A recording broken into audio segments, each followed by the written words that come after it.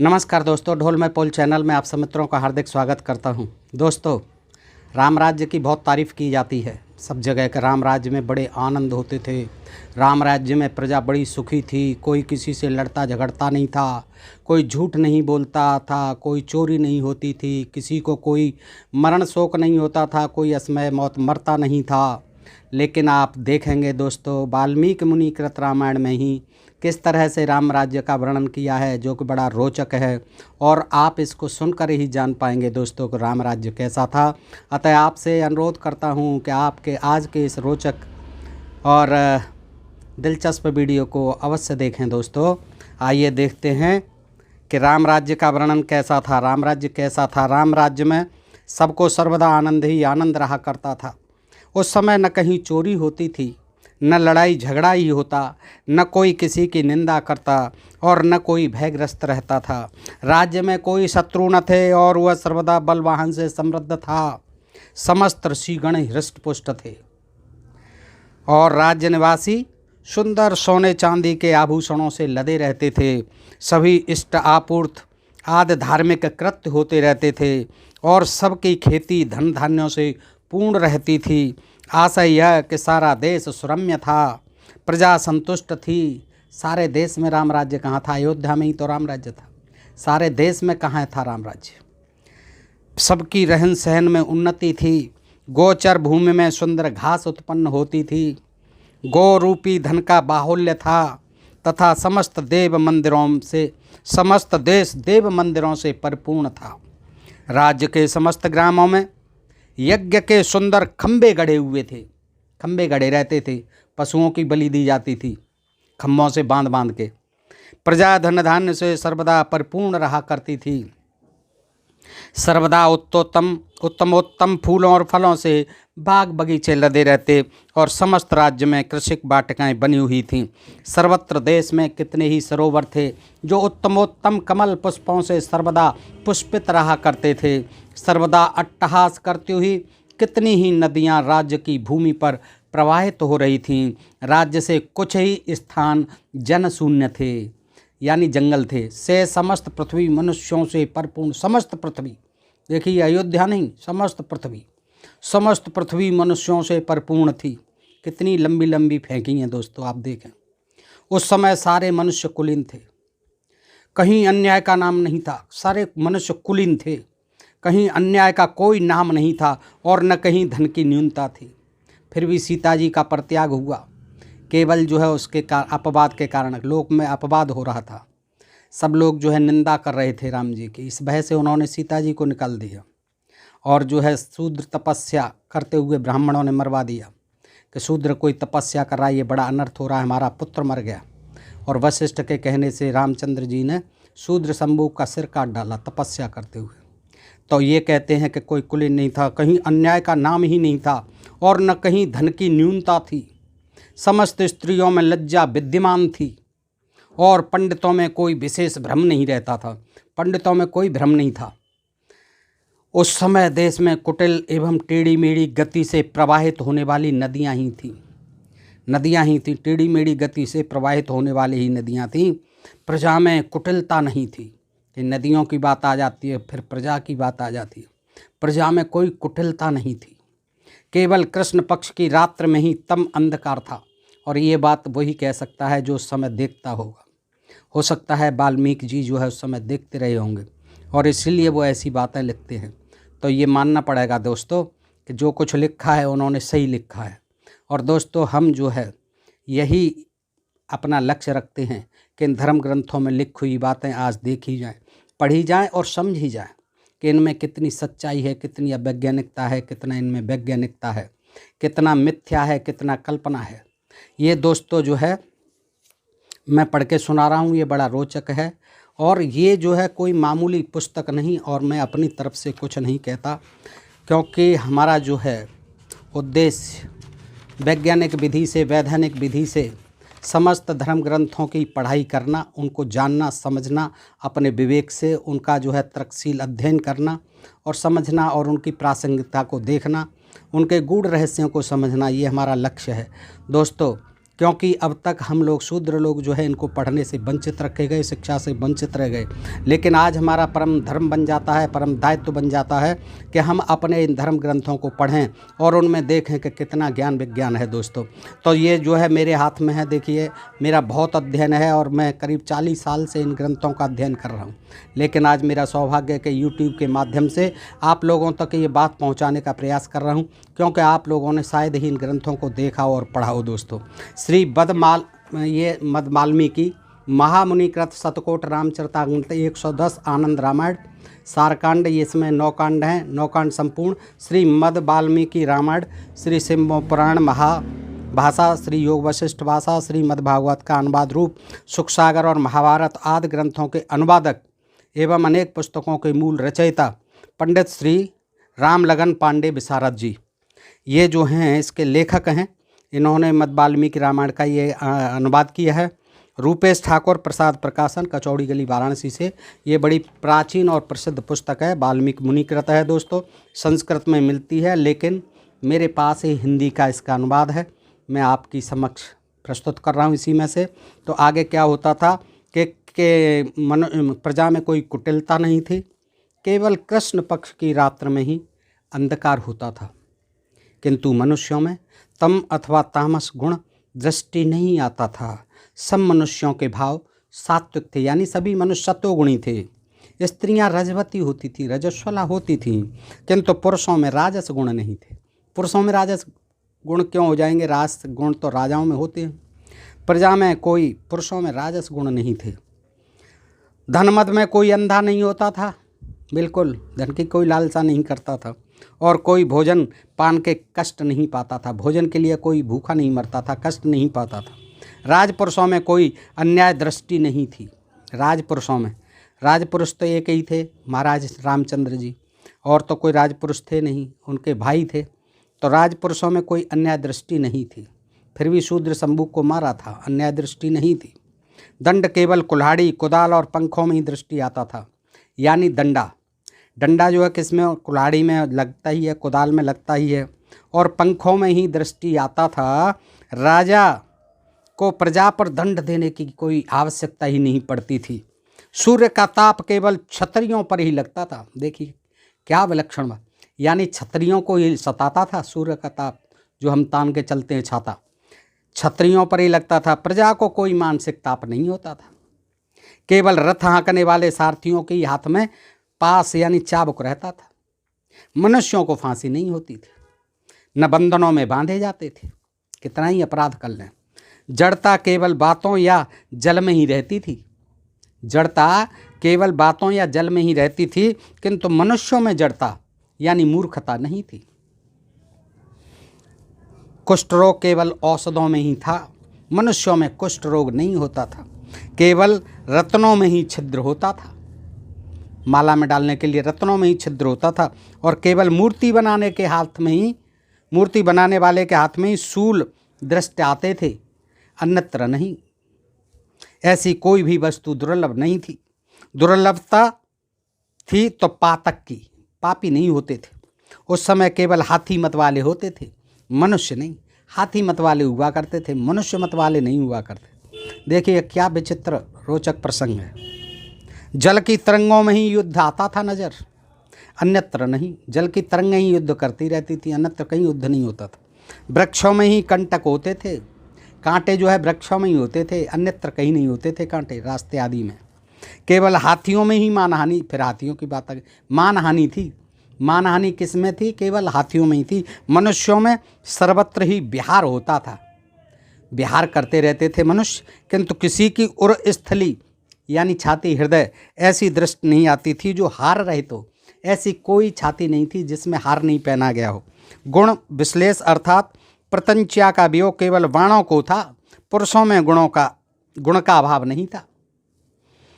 दृढ़ बंदोक्ति अर्थात उत्तम जिल्दबंदी केवल पुस्तकों में थी, जिल्दबंदी पुस्तकों में ही होती थी। मनुष्यों में दृढ़ बंदोक्ति अर्थात दृढ़ बंधन की बात तक का नाम नहीं होता था, कोई बंधन नहीं था, मनुष्य छुट्टा रहते थे।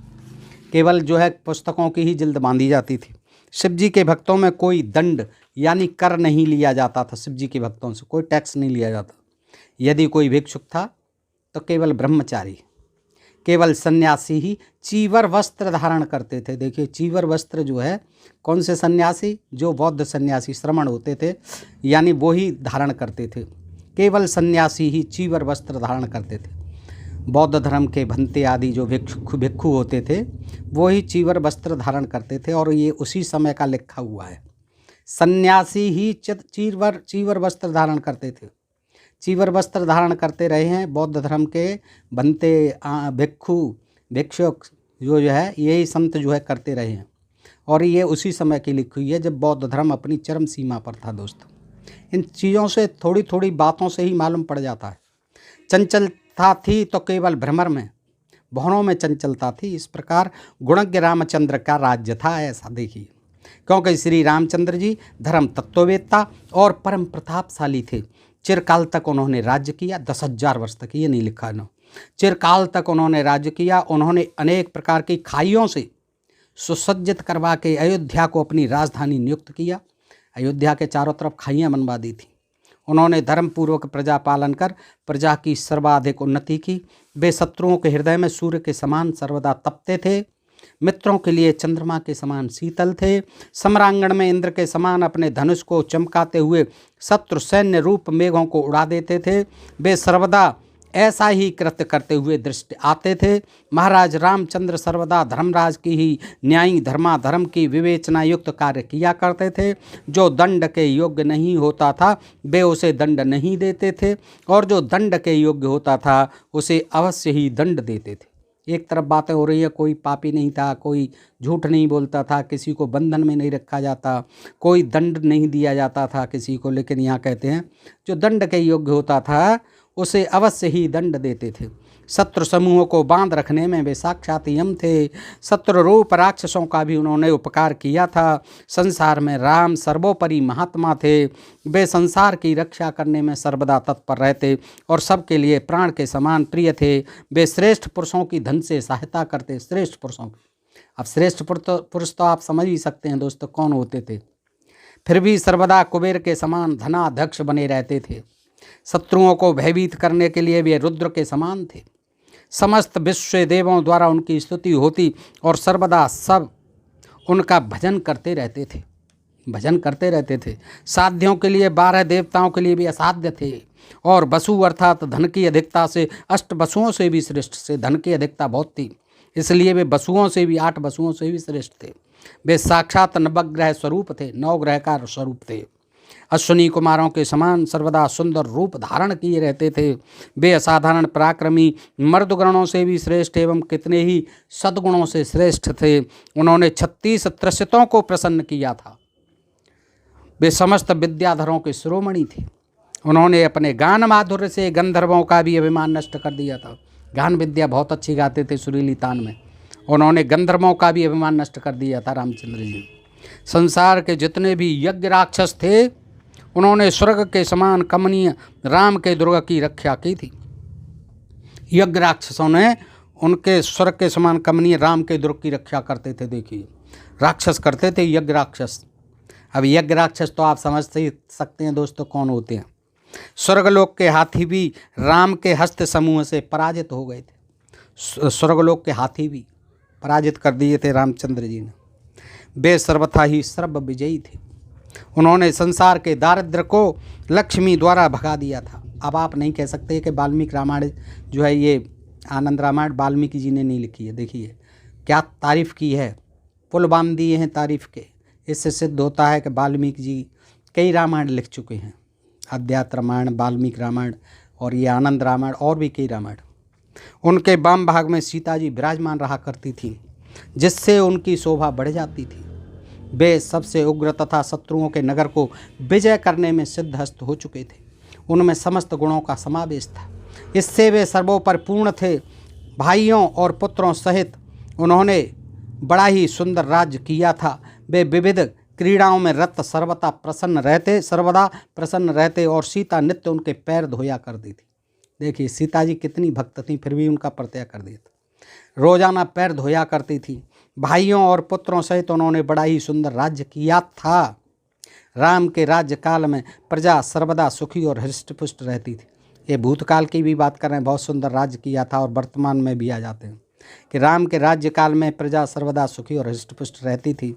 वृक्ष यानी उस समय के वर्णन नहीं है, ये बाद में लिखा है, राम राज्य का नहीं है, उस समय जो है बाद में लिखा है ये, कि उस समय जो है राम के राज्यकाल में प्रजा सर्वदा सुखी और हृष्ट पुष्ट रहती थी। वृक्ष सर्वदा फूलों और फलों से लदे रहते और उनसे मनुष्यों को अपूर्व सुख मिलता था।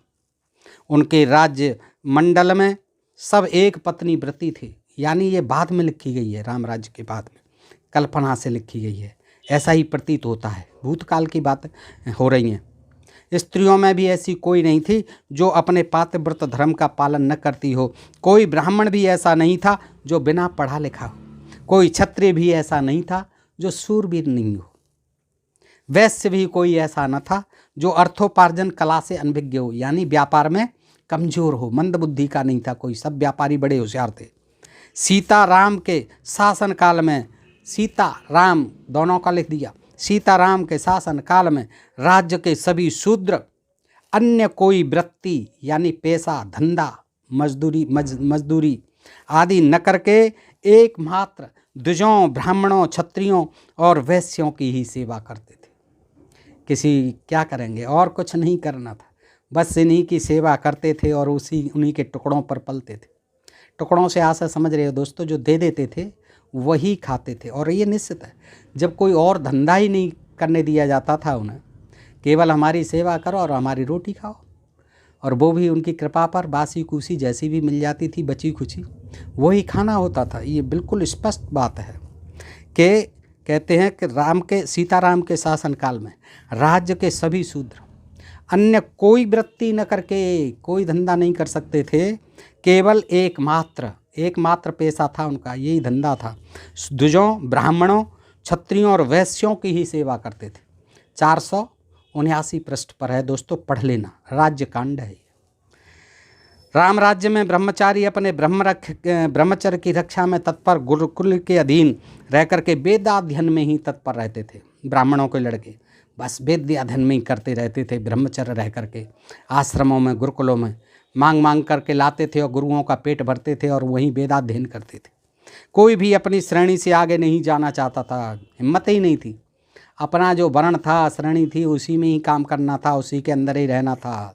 बाहर जरूरत नहीं कर सकता था, अन्यथा राजा के द्वारा दंडित किया जाता था।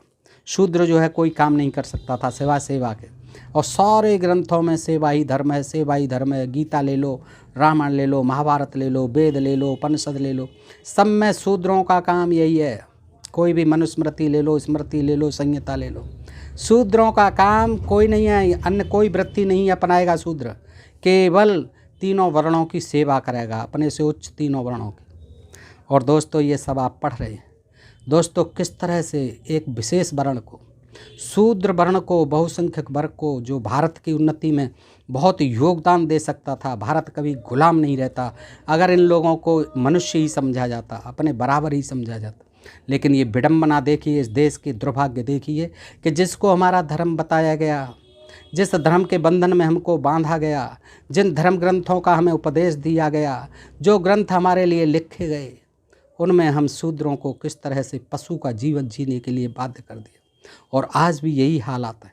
आज भी किसी न किसी प्रकार से जब हम संविधान के दायरे में पढ़ने लिखने के काबिल हुए, जब कुछ समानता की बात होने लगी, तो कुछ ऐसे लोगों को जो जातवादी मानसिकता के हैं, जो इसी तरह के इन धर्म ग्रंथों के आधार पर अपनी विचार शक्ति रखते हैं, अपनी भावनाएं रखते हैं, जातवादी भावनाओं के फलस्वरूप वो हमको कहीं न कहीं फिर से इन्हीं धर्म ग्रंथों के, इन्हीं धर्म शास्त्रों के, इन्हीं नियमों में, उपबंधों में, कानूनों में, विधाओं में बांधे रखना चाहते हैं दोस्तों। और ये देश के लिए बड़ी घातक चीज़ है दोस्तों। ये समझने की बात है, उन लोगों को भी सोचना चाहिए। आखिर हम सब भारतीय हैं, आखिर हम सब भाई भाई हैं। हम सबको मिलजुल करके इस देश की तरक्की के लिए काम करना चाहिए। इस देश से अंधविश्वास, पाखंड, ये जाति भेद के झगड़े और तमाम जो है ये झगड़े आपस में होते रहते हैं, उनके कारण हमारा देश बहुत पिछड़ा रहा है। ये क्यों होते हैं? धर्म का काम सब मनुष्यों के बीच में प्यार मोहब्बत बांटना, सबको समान समझना, सबको पढ़ाई का, लिखाई का, सबको जीने का समान अधिकार देना, ये हमारा उद्देश्य होना चाहिए दोस्तों। लेकिन क्या ये धर्म ग्रंथ बतलाते हैं? आज भी उन्हीं का जो अनुसरण करने को कहा जाता है दोस्तों। और हमारे कुछ शूद्र भाई जो है बहुत ही ज़्यादा इन बातों को में बंधे हुए नहीं समझ पाते। तो दोस्तों हम देखें इन धर्म ग्रंथों की क्या लिखी हुई है। इनमें अच्छी बातें हैं मान लो तो आप उनको ग्रहण कीजिए, लेकिन इन बातों की कोई प्रासंगिकता नहीं है कि कोई भी अपनी श्रेणी से आगे नहीं जाना चाहता था। तो आप यही चाहते हैं कि आज भी हम अपनी श्रेणी से आगे नहीं बढ़ने पाएँ, उन्हीं मर्यादाओं में उन्हीं आपके कानूनों में बंधे रहें और आपकी सेवा वृत्ति ही हमारी वृत्ति बनी रहे। हम आपके टुकड़ों पर पलते रहें 85% वर्ण शूद्र वर्ण। दोस्तों ये सोचने की बात है। उन लोगों को आज भी सोचना चाहिए कि किस तरह से जो है उन्होंने हमारे देश का हित किया। राम राज्य में न तो कोई निर्धन था और न संतान विहीन था, सभी अपनी मर्यादा अनुसार आचरण करते थे। उनके राज्य में कोई भी अकाल में मृत्यु का ग्रास नहीं होता था। फिर वो ब्राह्मण का पुत्र कैसे मर गया, जिसके कारण जो है शूद्र शंभू को तपस्या करते हुए मारा गया। न कोई सठी था, न कोई बकवादी था, न वंचक, न हिंसक, न पाखंडी, न भांड, न स्त्री विहीन और न कोई धूर्त ही था। पद पद पर सर्वत्र वेद ध्वनि और शास्त्र संबंधी निनाद सुनाई पड़ता था। कहीं ये नहीं लिखा कि यूनिवर्सिटी चलती थी, कॉलेज चलते थे जिनमें सभी लोग जो है विज्ञान पढ़ते थे, अच्छी अच्छी बातें पढ़ते थे, जिससे हमारे देश का इतना वैज्ञानिक विकास संभव हो सका है। यही वेद पढ़ते रहते थे। अब वेद पढ़ते रहते थे, वेद इतने ही वैज्ञानिक थे तो आज क्यों नहीं पढ़ाए जाते? कहाँ हैं वेद? क्यों नहीं लाते उन्हें आगे? पढ़ाइए उनको वेदों को, और उनसे देखिए कितने जो है आविष्कार होंगे विज्ञान के। देश कहाँ पहुँच गए, दुनिया में विश्व कहाँ पहुँच रहा है, और हम जो है इन्हीं वेदों में और इन्हीं धर्मशास्त्रों में उलझे हुए हैं, जिनका ज्ञान 5000 साल 10,000 साल पुराना है। हो सकता है उस समय ये प्रासंगिक रहा हो दोस्तों, लेकिन आज इनकी क्या प्रासंगिकता है, आप स्वयं सोचें। सर्वत्र सुंदर वार्तालाप और मुखमंगलमय गीत हुआ करते थे। बीणा बंसी और मृदंग के मधुर सुनाई पड़ते थे। सोमपान के अतिरिक्त अन्य किसी मादक वस्तु की पान गोष्ठी सुनाई भी नहीं पड़ती थी। सोमपान खूब चलता था। यज्ञ के अतिरिक्त किसी अन्य अवसर पर मांस भक्षी जुआड़ी अधर्मी कहीं भी दृष्ट नहीं आते थे। केवल यज्ञों के देखिए, यज्ञ के अतिरिक्त किसी अन्य अवसर पर मांस भक्षी जुआड़ी अधर्मी कहीं भी दृष्ट नहीं आते थे। यज्ञों के अवसर पर ही मांस भक्षी और जुआड़ी और ये सब नजर आते थे। यज्ञ में ही बलि दी जाती थी। मांसाहार यज्ञों के माध्यम से ही होता था। पुत्र हित माता पिता के पाम पूजना ही देव पूजन, उपवास व्रत तीर्थ और देवराधन तीर्थ था। ये बहुत अच्छी बात लिखी। देखिए कि पुत्र हेतु माता पिता के पांव पूजना ही देव पूजन था। ये बहुत अच्छी बात लिखी है। माता पिता के पूजना, पैर पूजना, उनकी सेवा करना ही देव पूजन है। उपवास व्रत तीर्थ और सब कुछ यही था, देवराधन तीर्थ था। माता पिता के पांव पूजना। स्त्रियों के लिए पति के चरणों की पूजा और उनकी बातों को वेद वाक्य के समान मानना ही सर्वश्रेष्ठ धर्म समझा जाता था। स्त्रियों के लिए तो हमेशा लिखा हुआ है सर्व ग्रंथों में कि चरणों की पूजा करती रहे पति के में, चाहे वो कैसा ही हो, तो उनकी बातों को वेद वाक्य माना है स्त्री। छोटा भाई सतत बड़े भाई की पूजा करता था। छोटा भाई सतत बड़े भाई की पूजा करता था। सेवक प्रसन्न मन से अपनी स्वामी की सेवा करते थे। हीन वर्ण वाले यानी शूद्र वर्ण वाले अग्र वर्ण वालों के गुण गौरव की सदैव प्रशंसा करते रहते थे। वाह वाह, सबकी तारीफ करते रहते थे ऊपर वाले वर्णों की। सभी ब्राह्मणों के पूजक थे। क्षत्रिय वैश्य शूद्र सभी ब्राह्मणों के पूजक थे और विद्वानों की मनोवांछा को पूर्ण किया करते थे। अब बताइए राम राज्य क्यों नहीं अच्छा हो ब्राह्मणों के लिए? सोचिए आप कि सब जो है उन्हीं की पूजा करते रहें ब्राह्मणों की, इससे अच्छा और क्या होगा? तो दोस्तों कितना अच्छा था राम राज्य उनके लिए, कुछ के लिए, और कुछ के लिए जो है केवल टुकड़ों पर ही पलना था राम राज्य। सेवा करते रहो और उनके टुकड़े खाते रहो। और ज्ञानी से भी सन्यासी श्रेष्ठ समझा जाता था। सर्वदा मंत्र से पवित्र किया हुआ हवे अग्नि के मुख में पड़ा करता था। बावली, कूप, तड़ाग और पद पद पर वाटिका लगाने वाले और पवित्र द्रव्यों को एकत्र करके कितनी धर्मात्मा पुरुष यज्ञ आदि शुभ कर्म किया करते थे। आगे चल के कहते हैं कि स्वर्ग में एक ही सहस्राक्ष इंद्र है, परंतु राम राज्य में तो अनेक सहस्राक्ष चामर थे। स्वर्ग में केवल अमृतपान करने की वस्तु है। राम के यहाँ तो प्रत्येक घरों में अनेक प्रकार की रसमय पेय वस्तुएं विद्यमान रहती थी। स्वर्ग में तो केवल अमृत ही मिलता है, लेकिन राम के राज्य में तमाम पेय वस्तु मिलती थी, तमाम कोल्ड ड्रिंक मिलते थे, सुरा भी मिलती थी। मैरे नामक सुरा उस समय खूब चलती थी।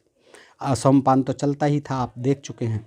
जिस प्रकार अमृत पीकर स्वर्गवासी देवता प्रसन्न होकर रहते हैं, अमृत पीकर स्वर्गवासी देवता प्रसन्न होकर रहते हैं, उसी प्रकार स्त्रियों के अधरोष्ठों का यानी अधरों का पान कर राम राज्य के निवासी मनुष्य सदा प्रसन्न रहते थे। देखिए, जिस प्रकार स्वर्गवासी देवता अमृत पीकर प्रसन्न होकर रहते हैं, उसी प्रकार राम राज्य में स्त्रियों के अधरों को, ओष्ठों को पान कर पीकर राम राज्य के निवासी मनुष्य सदा प्रसन्न रहा करते थे। सांसारिक मनुष्यों ने तो एक समुद्र की मर्यादा को देखा, किंतु राम राज्य में तो बालकों में भी मर्यादा स्पष्ट दिखाई पड़ती थी। बालक भी बड़े मर्यादावान थे। जहाँ पहले राजा ही हाथियों पर चढ़कर यत्र तत्र जाया करते थे, वहाँ राम राज्य में समस्त पुरवासी और देववासी हाथियों पर सवार होकर इधर उधर घूमते फिरते थे। सब कोई हाथियों पे ही घूमते थे, आम आदमी, क्योंकि पहले तो राम राज्य से पहले तो केवल देवता लोग ही और राजा लोग ही हाथियों पर चढ़ा करते थे, लेकिन राम राज्य में हर कोई हाथी पर चढ़ता था। कहा जाता है कि लोग शिशुओं को ही बारंबार चूमते थे।